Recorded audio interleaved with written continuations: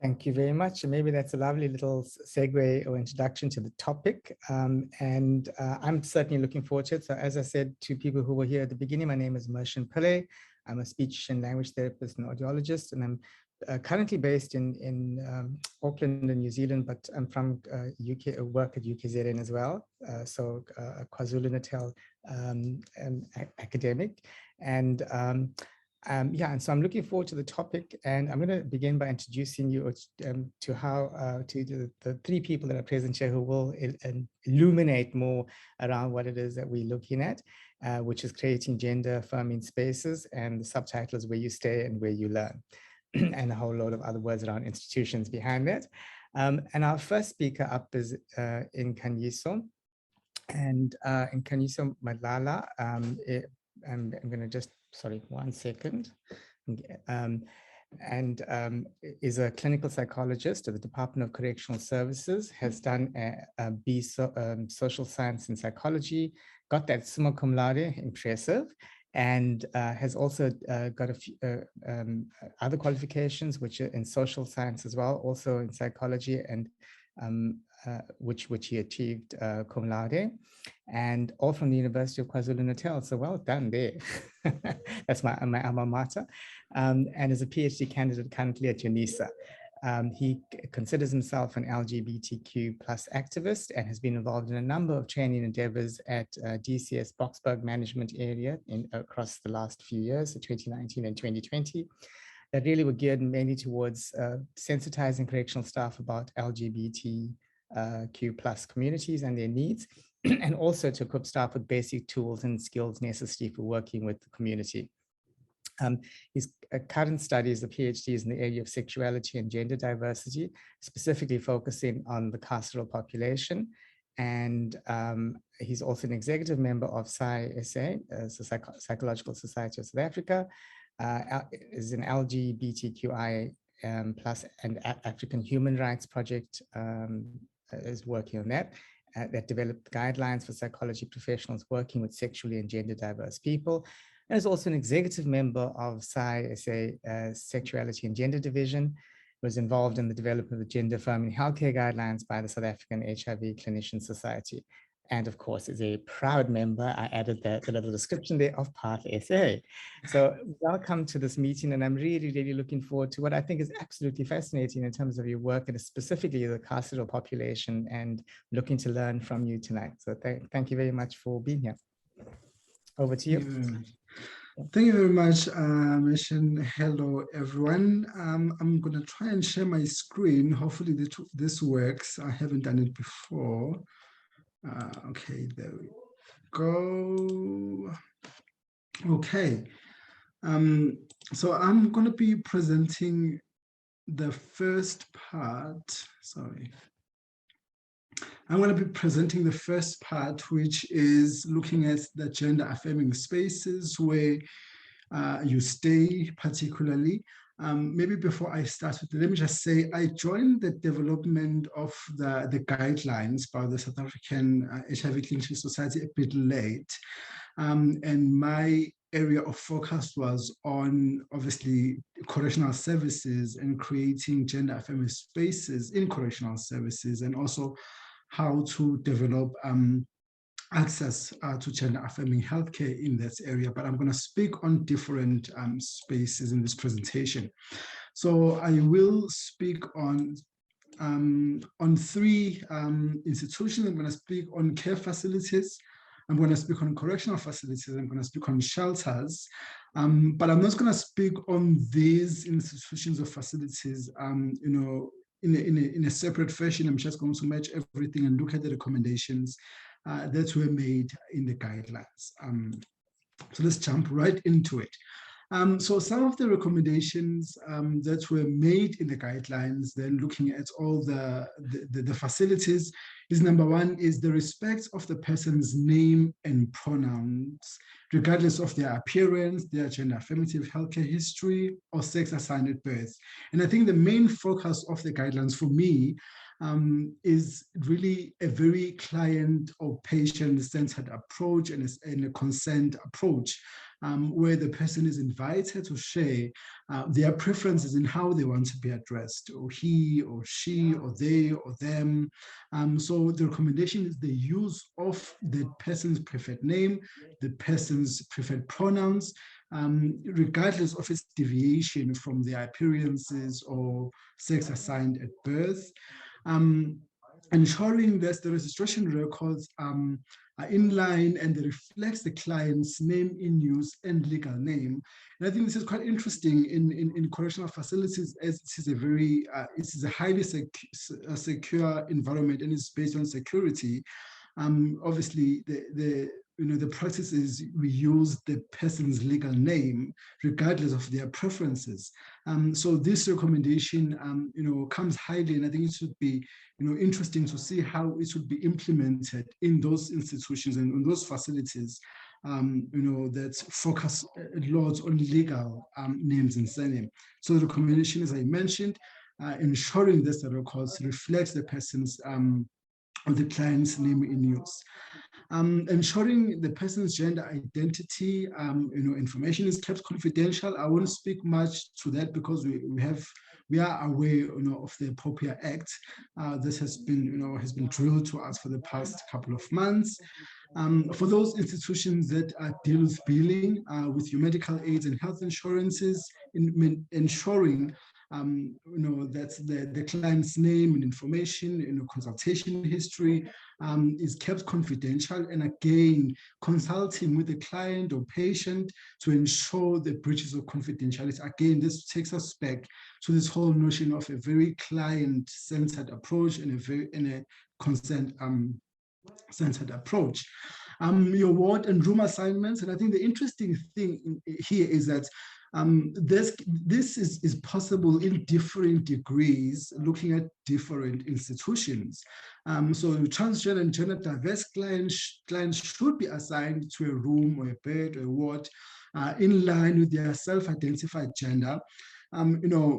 My reservation is, while this can be implemented, for example, maybe in hospitals, psychiatric hospitals or other institutions and facilities, when you look at a correctional facility, it might be a very difficult thing to implement, looking at overcrowding, looking at the issues of space, and looking at issues of classification.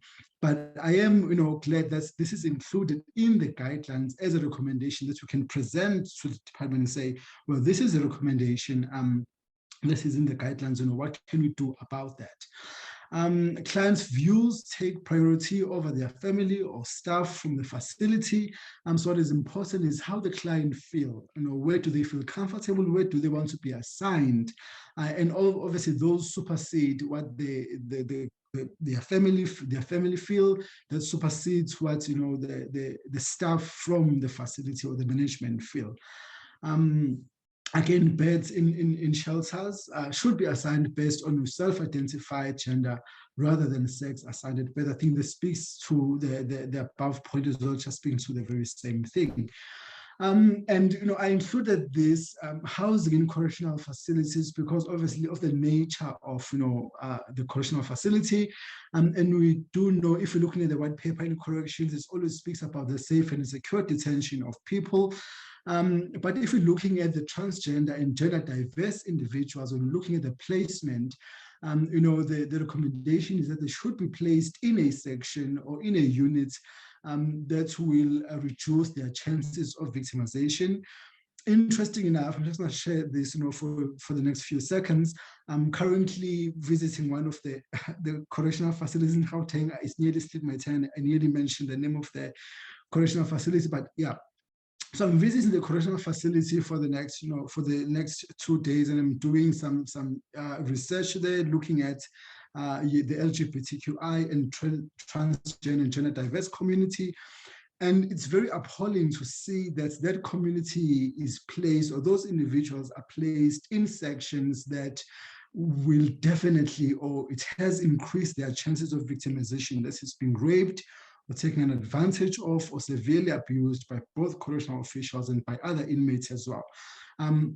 So that is something that we still need to work very hard on as a Department of Correctional Services to ensure, that there's safety for transgender and gender diverse individuals. And the realization that this community is not a homogeneous group, and I think there is the findings or the information that is coming, through these interviews that I'm doing there, is that all the individuals who identify as LGBTQI and transgender and gender diverse are treated, in a blanket kind of approach where they're seen as a homogeneous group with homogeneous needs, and they're treated like that without realizing that as much as they are transgender and they're gender diverse, they are still individuals and they still have differing needs that need to be attended to at the individual level. In instances, protective placement, it has been advocated for this kind of group, but we know from research and from journal articles, there's a lot of writing with regard to the issues of protective placement. Previously, I mean, if we're looking at the development of the prison, the 18th century, protective placement was, the same as your isolation, and we know the psychological and the emotional harm as well as the physical harm that isolation does to the individual. So currently, correctional services tends to use isolation as a form of protective placement, and we do realize that itself constitutes victimization because it is not done in consultation with the transgender or gender diverse individual. So we then say, offenders' autonomy with regard to placement should be respected and should be facilitated, again, focusing on, the consent approach and the client-centered, the focused approach. Again, the recommendation that's in the transgender and gender diverse offenders then should be consulted with regard to their safety. And the general practice there is that as management, and I think I'm guilty of that in terms of being in the management position, as management, we tend to decide what is good for people. We tend to decide what is safe for a transgender or gender diverse or gay or lesbian or bisexual offender. We make those decisions without consultation. So those are some of the recommendations those that have been made in the document regarding transgender and gender diverse individuals in correctional facilities. And again, if we're looking at access to toilets, rights to dignity, freedom, and security and privacy, we know those things are enshrined in the Constitution. And being able to use a space, for example, a toilet that is in line with your self-identified gender, those things promote a sense of freedom, a sense of security, a sense of privacy.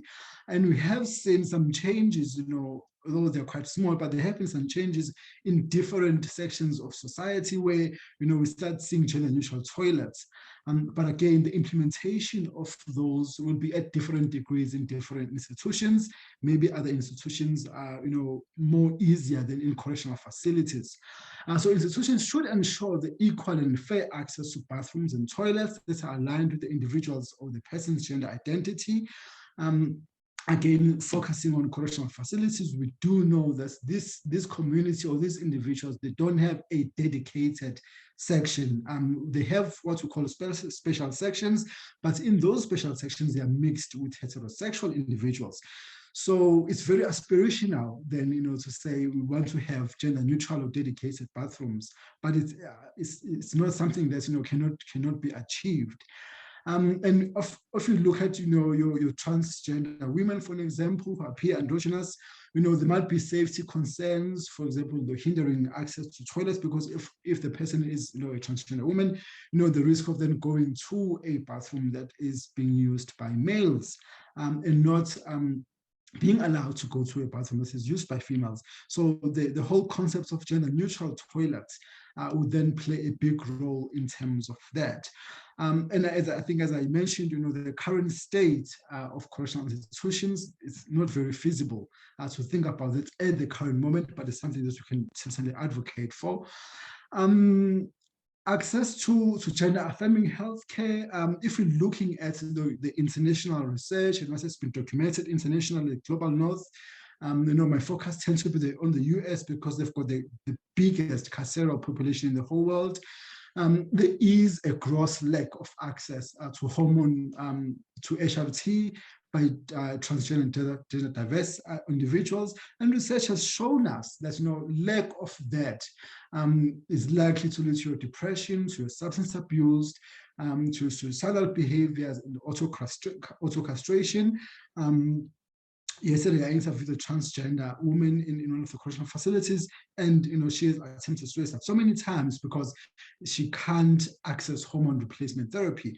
And if you're looking at this as well, the Department of Correctional Services does not see HRT as a medical necessity. It seems as like a cosmetic, kind of like intervention. Access to HRT is highly bureaucratic and financially steep, and this is not just South Africa, but it's across the board in the global north as well. When individuals come to the correctional facility and they have already initiated HRT, it becomes a bureaucratic process for them to continue.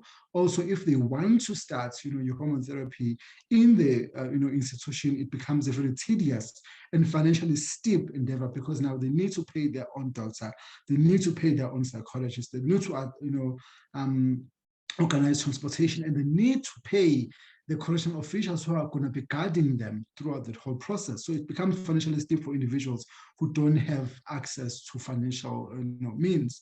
So the recommendation is that there should be the streamlining of this procedure. So inline assessment by the in-house psychologist, your in-house psychiatrist, your in-house GPs, if need be, that they be assessed by those people, but everything to be done in-house to reduce this bureaucracy and financial implications.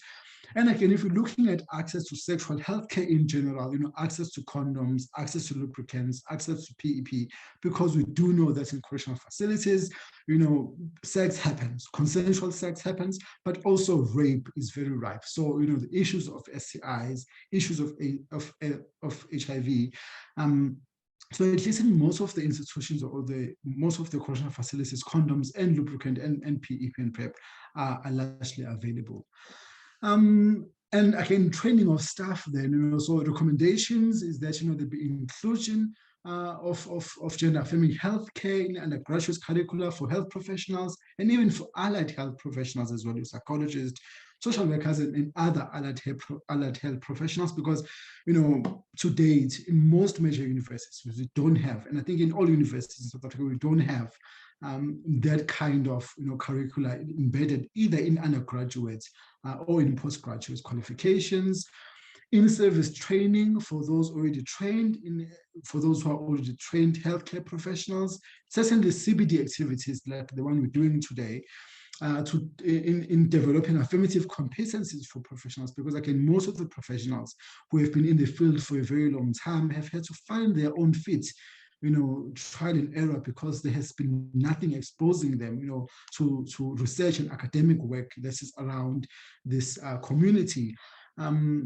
If you're looking at the work of White and colleagues, they document extensively the transphobic attitudes of staff and service providers create a lot of barriers for accessing healthcare. So even in those facilities and institutions where gender-affirming healthcare might be accessible, but because of the attitudes, it becomes difficult for people then to access that.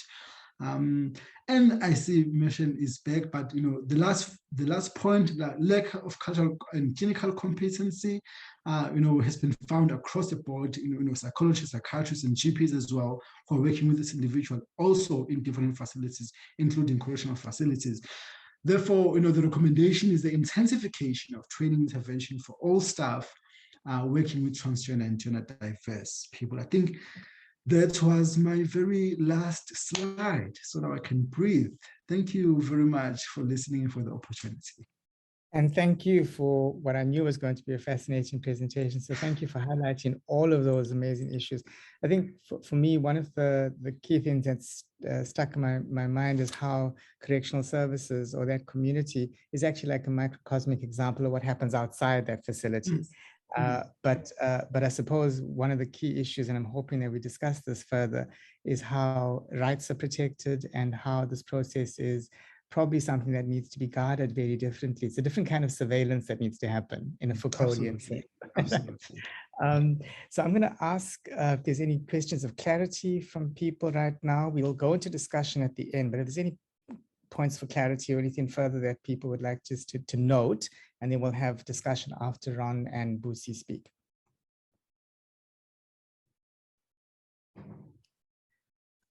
I'll wait a while.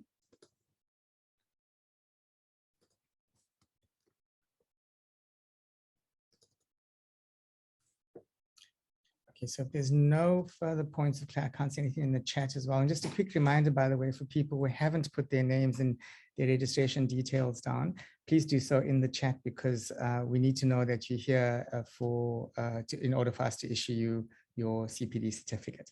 Okay. All right, so I'm going to move on to introducing Ronald Addinall to you. And there's one second. Okay, I'm just going to whip up the information that I've got. So Ron has basically been involved in psychosocial gender affirming healthcare for nearly 20 years, and you wouldn't say so by looking at him, would you? In the last almost 10 years, they've been involved extensively with supporting learners, their families, and many schools navigate the social transition of learners in schools, and offering psychoeducation-based development and empowerment interventions with learners, parents, teachers, and school management in understanding sexual orientation and gender identity. And of course, its implications for school communities from the level of policy development to the practicalities in class and the whole school environment. And I'm going to hand over to you to Ron. There's loads of other things that Ron hasn't said about himself, but I'm pretty sure that's going to come through in the presentation. And we look forward to your talk. Thank you. Thank you so much, Mershan, for that introduction. I thought we need to keep it brief. But thanks for that. So I'm going to be focusing on the chapter in the Gender Affirming Healthcare Guidelines, looking at the school environment. And as an introduction, I want to say the two kind of descriptors or adjectives that have kind of stood out in relation to, I think, how we approached the writing of the chapter on the school environment, and with some of the feedback we have since received, is the one word is progressive, and we consciously took a progressive approach when doing the research and then developing the guidelines that we were wanting to recommend in the guidelines document when it comes to the school environment. And the other is that it's aspirational, to borrow from my colleague Nkanyiso, is that was also an element of the way we were writing the the guidelines, is where do we want to see schools evolve to? How do we want to see the school environment actually develop, that in the end, through the implementation of the gender affirming guidelines that we formulated for the schools, that the school space then becomes an inclusive space for all, and especially also a space where trans and gender diverse learners feel welcomed, they feel valued, they feel safe, and are protected. So because we with the limited time, so what I have prepared, and I haven't been as fancy with my slides as my colleague has. What I've done is I've just distilled what I think are the core and the primary recommendations, the guidelines that we articulated in relation to the school environment and the learner. And so what I'm going to leave on the screen, which I'll speak to, are essentially the primary headings that you will find in the chapter, specifically when we are focusing on the section in relation to the schools. So the first aspect that we tackled is the national legislation and the importance of how what is happening in the school environment needs to be aligned with basically the essence of a lot of the national legislation. The particular legislation that we highlighted in the document is obviously the Constitution and the Bill of Rights, the Children's Act, and the South African Schools Act. So that was one of the foundations from which we launched in developing the guidelines. And what is really important, why the national legislation and talking about the alignment was also important, because as many of you would know, that we still today do not yet have the formal and official Department of Education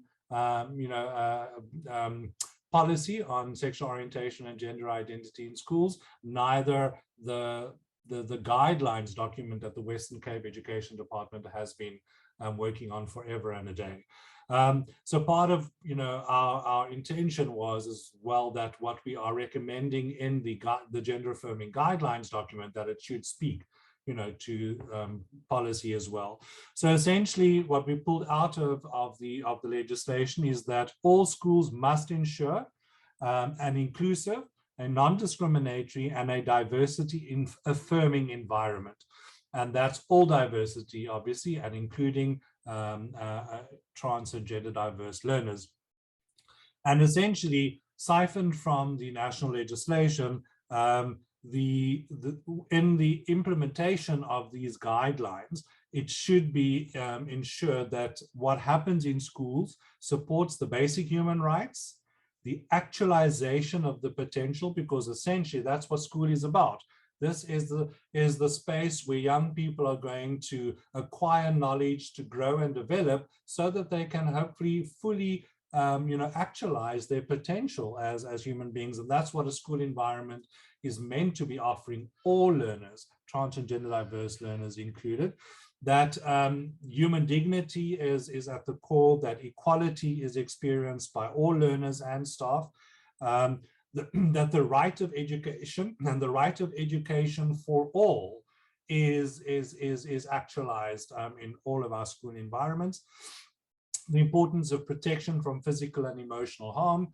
We do know that there's a lot of literature that does talk to the experience of bullying that a lot of trans and gender diverse learners do experience in especially the school environments.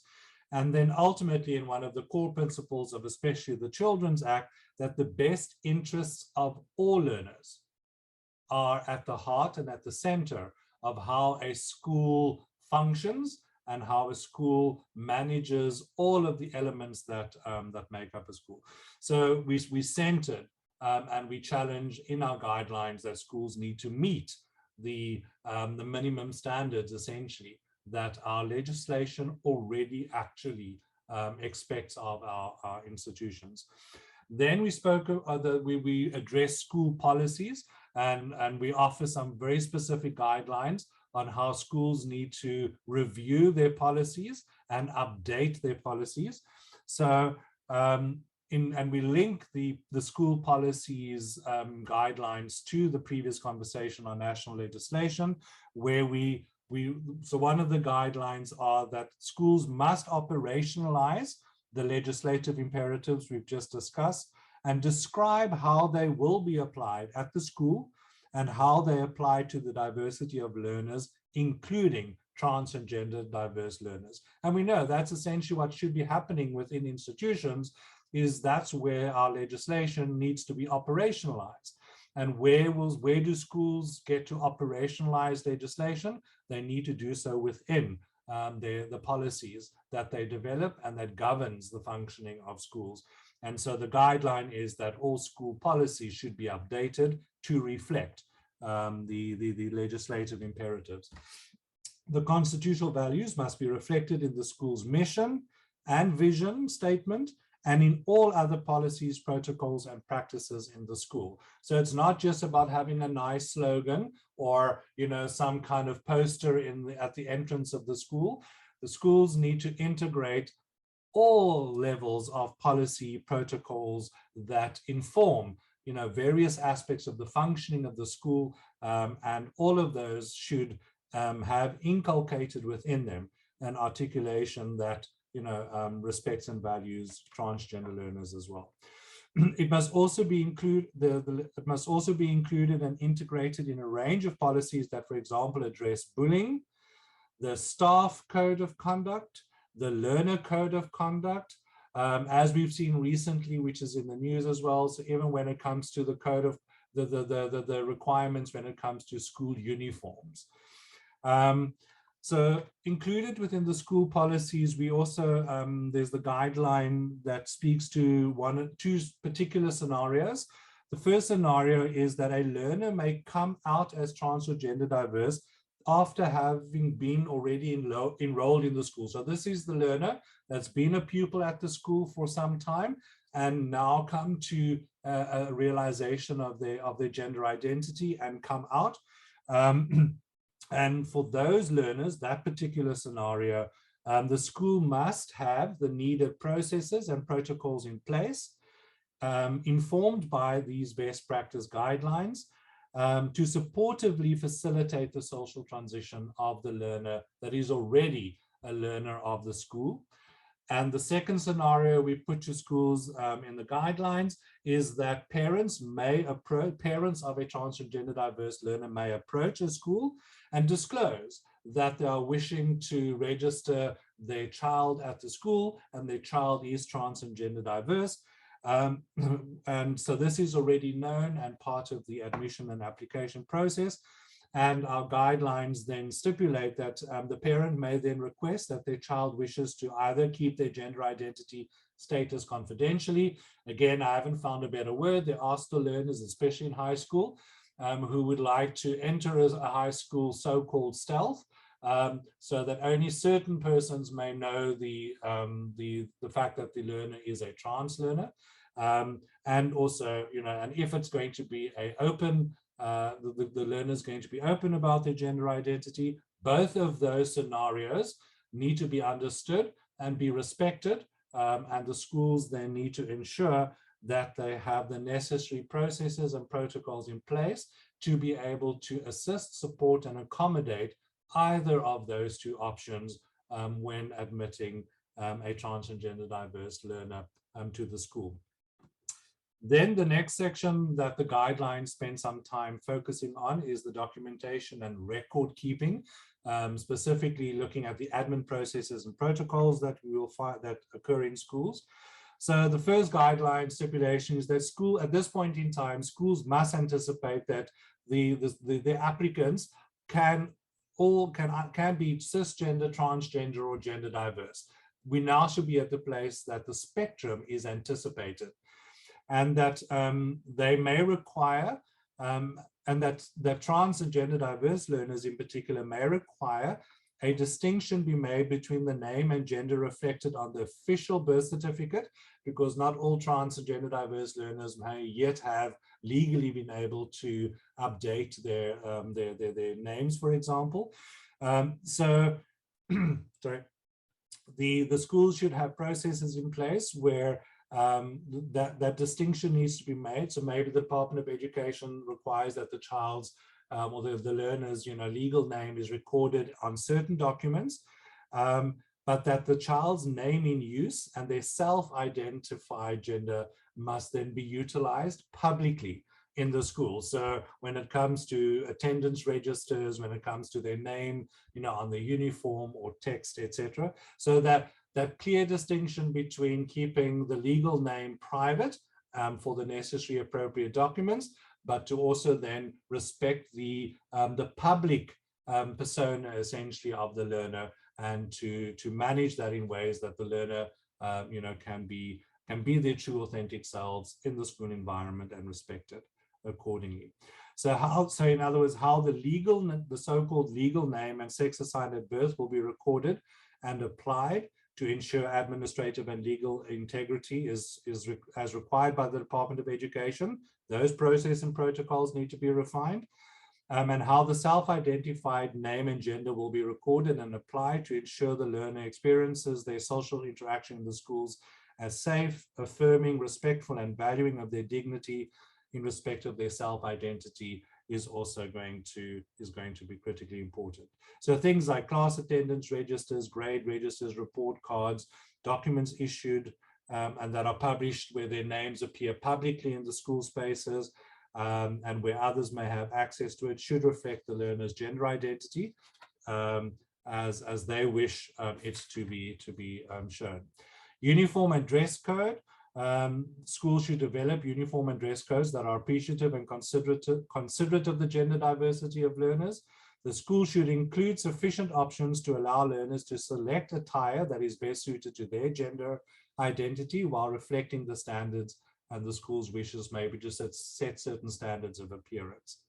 In relations to bathrooms and changing rooms, the core recommendation and guideline is that gender-neutral bathrooms and changing rooms are the ideal. And where that is not yet possible, all learners get to use the facility that matches their gender identity.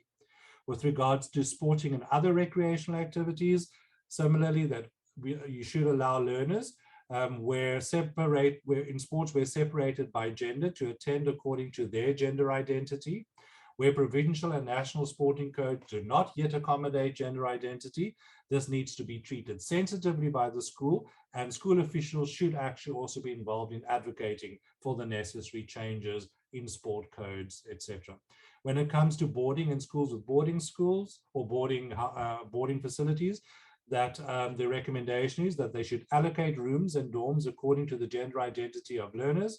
Ablution should preferably be gender neutral as far as possible, and where not, learners should get to use the facilities matching their gender identity. We also have specific guidelines focusing on single gender schools, and there's the two scenarios.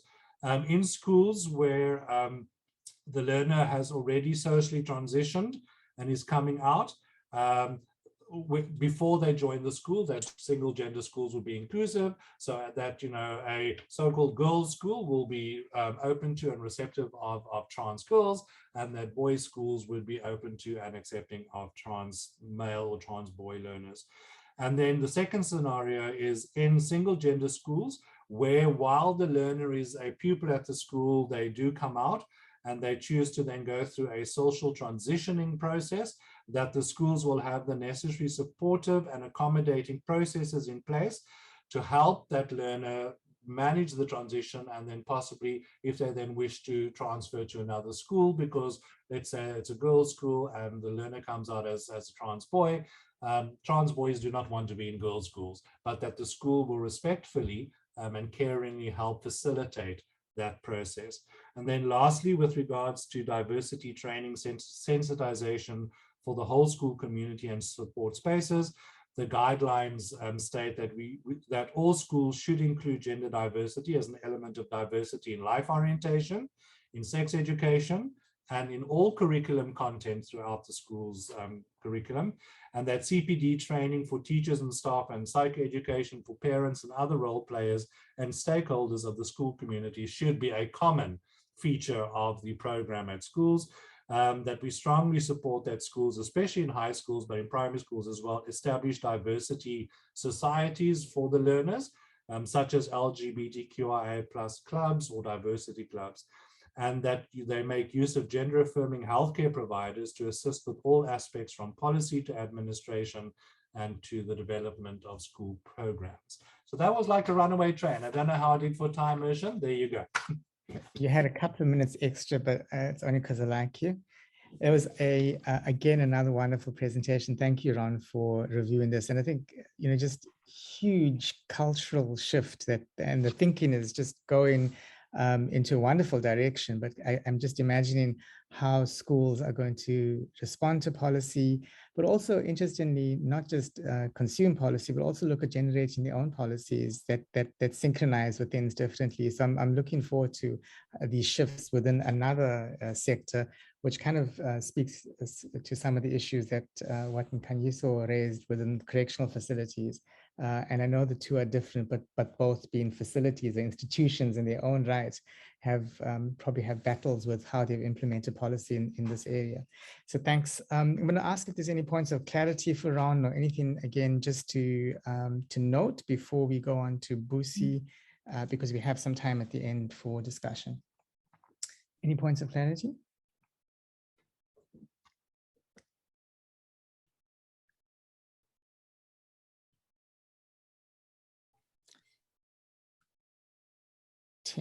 Nine. We're just such brilliant presenters that I know we are so clear what we are communicating. Exactly, it was worth those extra minutes. Okay, so let me swiftly move on to our last but but not least amazing person at all.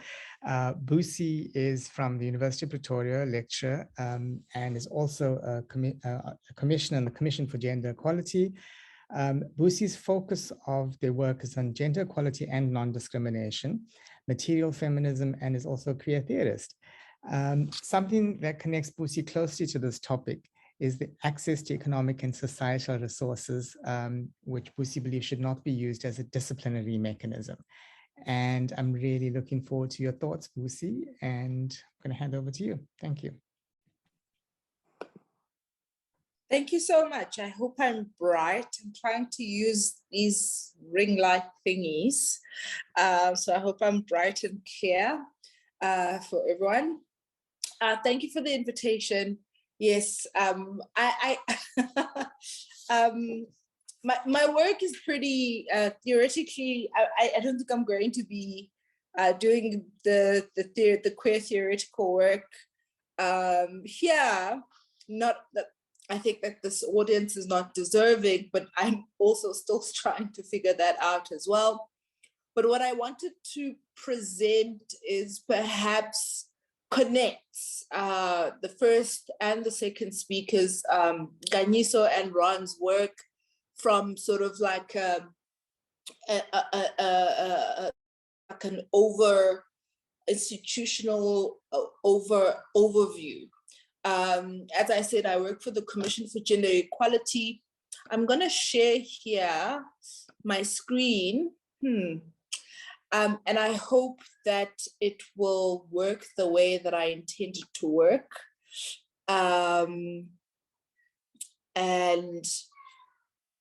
Okay, start broadcast, 2, 3. And then I will hopefully be moving out into the screen that I want to share, and I hope everyone can see my screen. What I wanted to share is the project that I'm currently working on at the Commission for Gender Equality. This is just the website. This is the landing page of the website.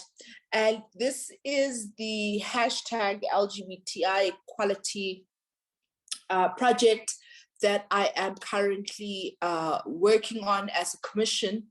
And the work that this project aims to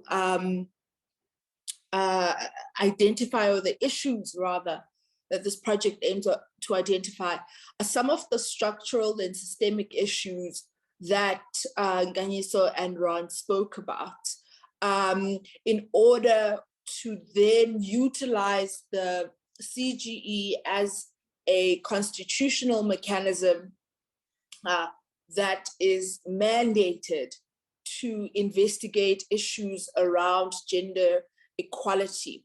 I just want to take you to the questionnaire. Here you can download the questionnaire or do the questionnaire online. Should you do it, I would prefer if the organization wishes to do the questionnaire, then they do it by downloading the questionnaire and filling out. I'll go through some of the salient points so that members can understand some of the issues that the questionnaire wants to identify. And basically the project wants to identify, key areas of intervention on LGBTI equality. And the CGE is a constitutional organization, as it states there. It was established by Section 187. But I will go into that through the questionnaire, because that provides much more information than what's provided on the website. So the hashtag LGBTI equality project is a commissioner-led project. So that's why you see my name throughout the document, that seeks to invite state organs, everyone, public and civil society, to respond to this questionnaire. And it will be focusing on the right to equality and non-discrimination of LGBTI persons and the community as a whole. I think the final date for submission, we've extended it to the 25th of February, where we will then begin planning for phase 2, which will then be taking the contributions, seeking out some of the contributors, and holding public stakeholder meetings where we would ask the contributors or identified stakeholders to comment on various aspects of the submissions or various aspects that the submissions have raised. And one of the issues, the reason why the questionnaire focuses primarily on the right to equality is, and it defines, I'm just going to go up and down the actual questionnaire because the different areas of focus are in different areas. There are multiple reasons why it focuses on the right to equality, but the intention is, the first one is to solidify into the South African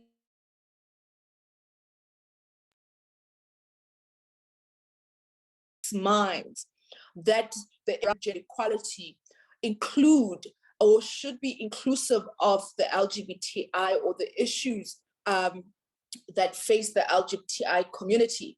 And so the right to equality here is perhaps then reinterpreted in the questionnaire, before the person filling it out, they have to understand that the idea is that the right is an intersectional right that is often visibilized through interactions with other rights. So we're bringing the intersectional element, but we're also making sure that public and state institutions understand that the right to equality is integrated and often achieved through access to other rights, such as, for example, the right to dignified carceral conditions or the right to effective, accessible school educational environment.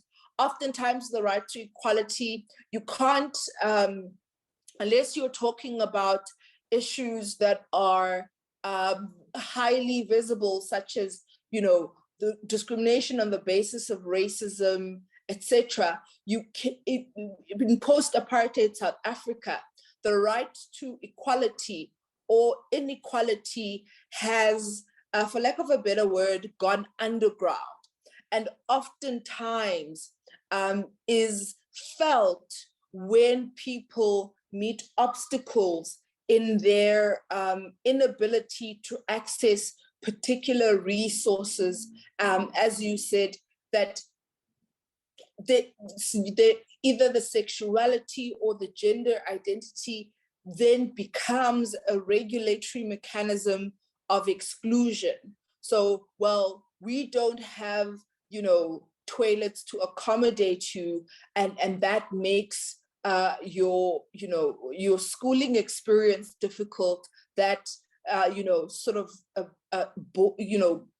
moves to, there is no uniforms that are gender neutral or uniforms. There is no uniform policy that allows you to wear the uniform that reflects your gender, and oftentimes that leads to a very inhabitable school environment for genderqueer and trans kids, which leads to high dropout rates.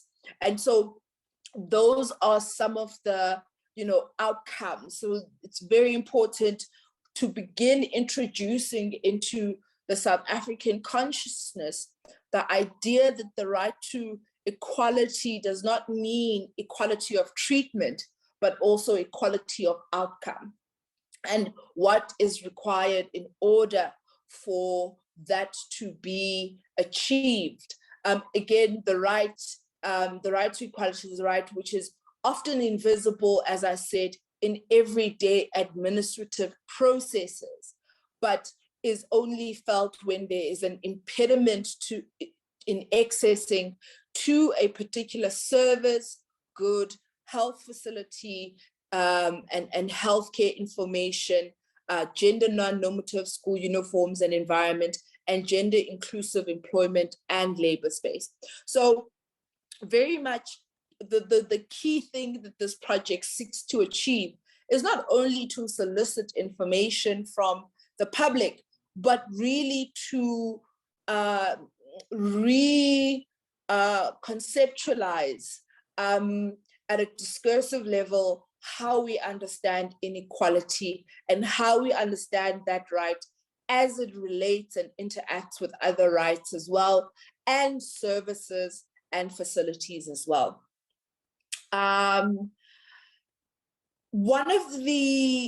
So then the questionnaire goes down to the question. So also speaking to that, the first question is quite pointed in that regard. The CGE historically has through practice come to understand and defined gender equality to mean the achievement of gender equality for women. And therefore, in an effort to understand its mandate in line with the Constitution, the CGE would like to know the following. What does gender equality mean to you and why, right? Does your organization or yourself, individuals can also fill this questionnaire out, believe the right to equality and non-discrimination is contained in Section 9 of the Constitution, include sexual and gender minorities. And as you go through the questionnaire, you have these very pointed questions that we hope will allow us to create a report that really discusses the right to equality and non-discrimination in this kind of interrelated, focusing on outcomes rather than merely formal equality in relation to particular services and etc. The CGE has the mandate and powers to monitor and evaluate policies, acts of parliament, and investigate generally, in your opinion, what policies. And so this section goes into very pointed areas. What policies need to be evaluated? What legislation or proposed legislation should the CGE we don't limit it to just legislation, also a system of personal and family law or customary law should the CGE evaluate. So that would include school practices, for instance, that would include carceral practices that are not necessarily written in the form of law, but they are have become rigidified because of a practice throughout the years, etc. So those are some of the things that we're trying to bring to the fore as the CGE. Even within the health system, I don't think there is a law that says that intersex children should be subjected, or even written policy that intersex children, infants should be subjected to intersex genital mutilation. But it is part and parcel of the core practices within the field that continue to perpetuate a stigma and perpetuate the pathologization of intersex children, for instance. So what we're trying to do here is to help people understand that oftentimes it's not only law, or the work that we do as the CGE is not only related to, you know, the formal hard copy black and white things that are written down, but it is about practices and how they then solidify through historical repetition and then become almost as law, and they are sometimes as powerful as the law. So those are important considerations. I think with question 3, what the intention was to help us also think through through the, I don't want to say the laziness, but through the ways in which we've come to accept, particularly as it relates to LGBTI equality and non-discrimination, that, oh, post-1994, we've had so many legislative reforms.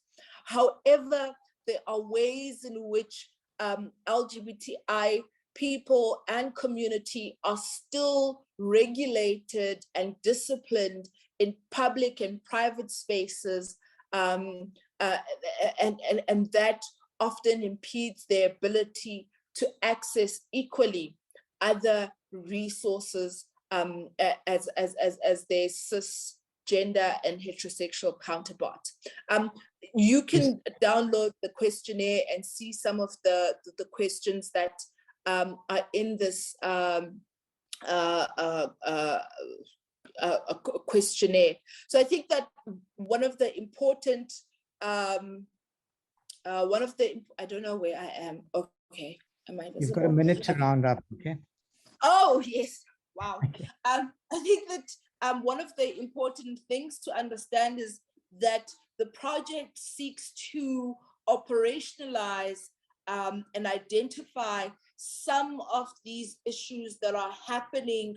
Perhaps one might think they happen in your area of concern and that there's nothing you can do about it. But the report seeks to really breathe life into the right and really interrogate what are the day-to-day ordinary ways of living through which LGBTI people are prevented from accessing particular resources merely because of their gender equality, their gender expression, and their sexual orientation. So thank you very much. I will stop there. Thank you very much. That's been, I think, your last statement summarized a fair amount in terms of positioning your work, and thank you for doing that wonderful work. I like particularly the way you positioned gender equality as a right, and I think the expression you used was that it's a discursive conversation about rights and how it interacts with other rights. And I think that that kind of intersectionality, looking at this right in relation to other rights, really needs, as you suggested in your closing statement, a deeper interrogation